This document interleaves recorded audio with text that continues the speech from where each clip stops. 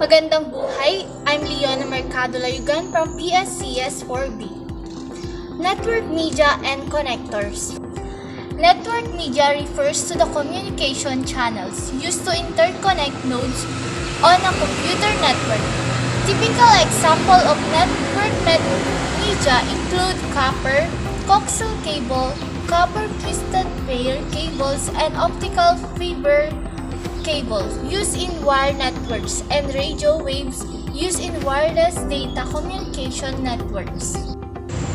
Cabling is the medium for the transmission of data between hosts on the LANs. LANs can be connected together using a variety of cable types, just as unshielded, twisted pair, coax, or fiber. Each cable type has its own advantages and disadvantages, which you will examine in this section.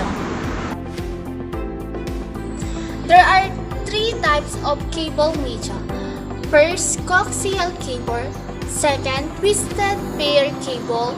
Third, fiber optic cable. Coaxial cable. Coaxial or coax cable looks like the cable used to bring the cable TV signal to your television. One of strand, a solid copper or core copper wire runs down the middle of the cable. Around that strand is a layer of insulation, and covering that insulation is braided wire and metal coil, which shields against electromagnetic interference. A final layer of insulation covers the braided wire. Two types of coaxial cable, T-net and thicknet. The T-net, ang T-net ay ang kadalasang ginagamit sa LAN or local or network because it has a maximum of 185 meters na madalas carried ng power signal. Ang T-net ay gumagamit ng BNC or British Naval Connector. Ang BNC ay isang uri ng adapter na kakatulong sa RG58, which is thicknet, upang mag-provide ng signal. For example, is antenna, connection, mga electronic devices that use aviation and conducting video signal. Thicknet ang bumper top or also known as Pershing type. Ito ang device na nagko-connect sa 10-base 5 cabling to local area network. Thicknet. This refers to RG58 cabling, which is flexible coaxial cable about 1/4 inch thin. T-net is used for short distance communication and is flexible enough to facilitate routing between workstations. T-net connects directly to workstations. Network adapter card using a British Naval Connectors BNC and uses the network adapters cards in internal transceiver. The maximum length of T-net is 185 meters. Thicknet. This coaxial cable, also known as RG8, gets a name by being a thicker cable than T-net. Thicknet cable is about 1/2 inch thick and can support data transfer over longer distances than Thicknet. Thicknet has a maximum cable length of 500 meters and usually is used as backbone to connect several smaller Thicknet-based networks. Due to the thickness of 1/2 inch, this cable is harder to work with than Thicknet cable.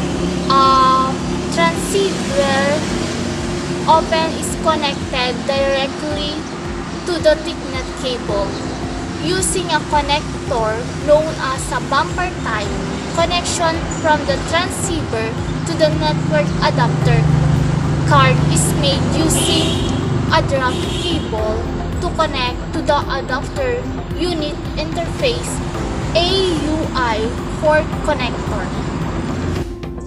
Second, twisted pair cable. A twisted pair cable is a type of cable made by putting two separate insulated wires together in a twisted pattern and running them parallel to each other. This type of cable is widely used in different kinds of data and voice structures.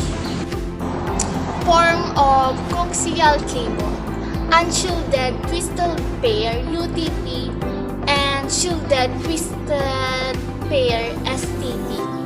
Unshielded twisted pair UTP, a popular type of cable that consists of two unshielded wires twisted around each other. Due to its low cost, UTP cabling is used extensively for local area networks, LANs, and telephone connection.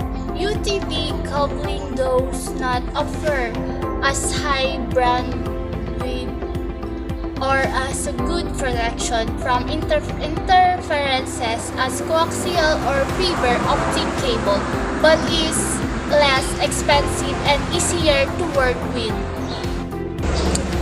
The typical twisted pair cable for network use contains 4 pairs of wires. Each member of the pair of wires contained in the cable is twisted around the other.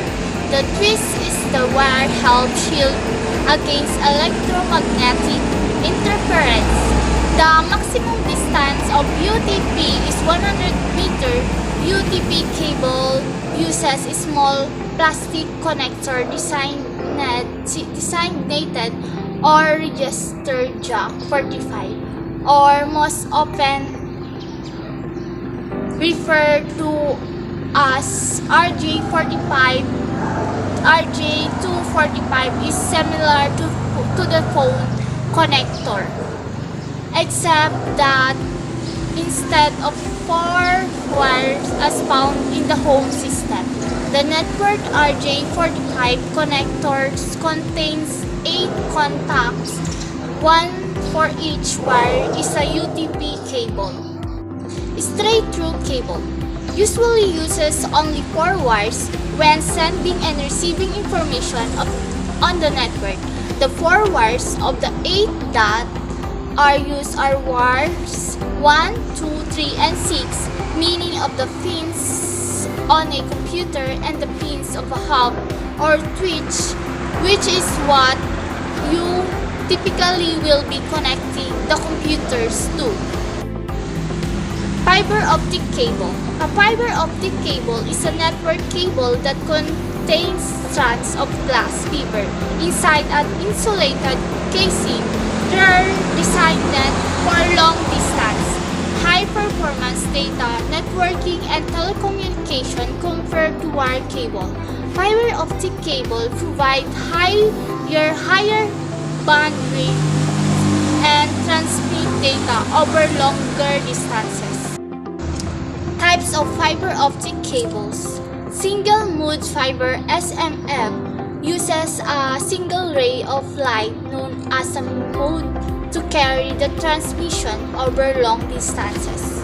Multi-mode fiber MMF uses multiple rays of light simultaneously, with each ray of light running at a different reflection angle to carry the transmission over short distances. Coaxial connectors. We have discussed coaxial cabling, and you saw the BNC connector that goes on the end of the cable and connects to the network card.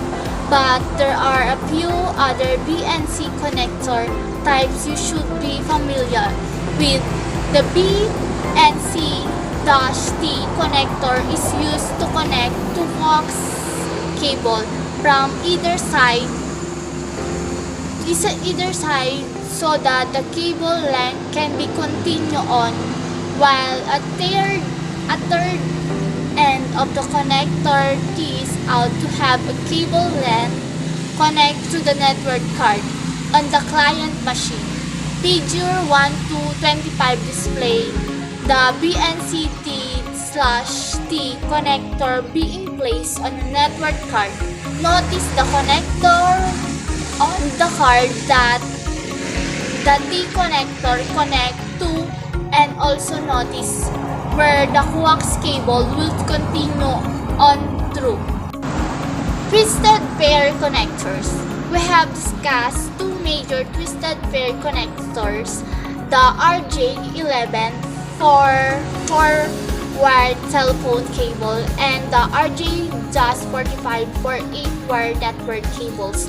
There are also barrel connectors, which are the thermal connectors on both ends that allow you to join two cable lengths together and reach greater distances not exceeding 100 meters.